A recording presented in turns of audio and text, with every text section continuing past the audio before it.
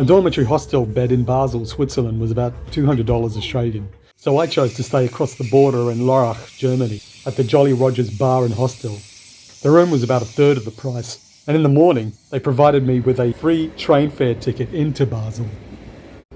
The 15-minute walk from the train station to the city markets gave me my first impressions of Basel, an elegant, clean, luxurious city that quietly hinted at money, like Zurich with a bohemian edge. Apart from enjoying a lovely brunch with my cousin Chris and his friend Jess, the things that stood out the most were A, the town hall to one side of us, painted a glowing terracotta, and B, and more importantly, was the chocolaterie to the other side of us called Lederach, which turned out to be as expensive as it was yummy at about $15 Australian per 100 grams. And maybe you can't have alcohol while you're at this. Here, we're behind the Basel Minster Cathedral, at a viewing platform overlooking the River Rhine, with the northeastern aspect of the city in the background.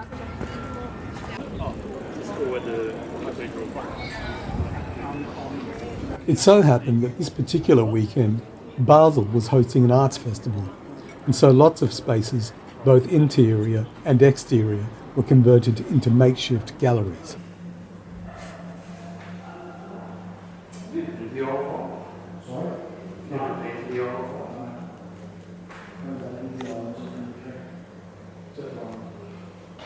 Outside in the square was this huge installation of giant straw men, which I found interesting, if not a little creepy. And amongst the art galleries and cafes, it also boasted a chestnut grove and its very own Porcini fountain, installed in the late 18th century.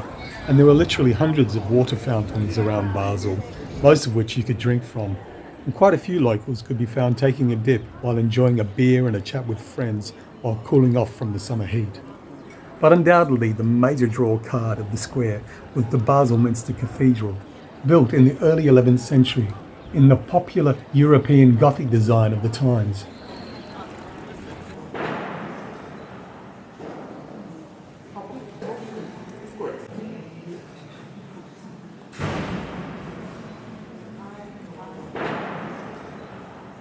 Basel Minster is a Reformed Protestant church, though it was originally a Catholic cathedral. Built in Romanesque and Gothic styles between 1019 and 1500.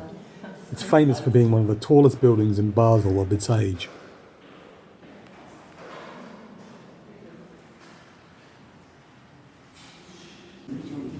It was destroyed by an earthquake in 1356 and rebuilt over the centuries by various architects and builders.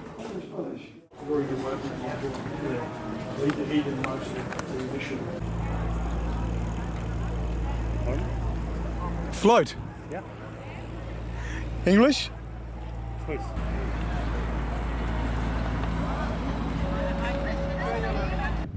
The Rhine River starts from two sources high in the Swiss Alps and travels through 6 countries: Switzerland, Liechtenstein, Austria, Germany, France, and the Netherlands, before finally emptying into the North Sea.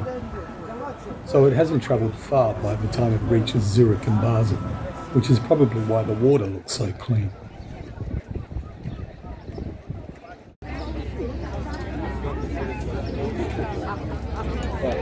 The Swiss use the riverbanks of the Rhine like us Aussies like to use the beach. They swim in it, play sports, but mainly it's a place to socialise, to unwind and relax, with a few drinks or a picnic. Yeah. Okay. Feel free. In fact, on the few evenings that I was there, I saw many people barbecuing their dinner for the evening. And it's a favourite place for buskers to show off their talents to captive audiences. In particular, the many people taking a leisurely walk in the evenings along the promenade.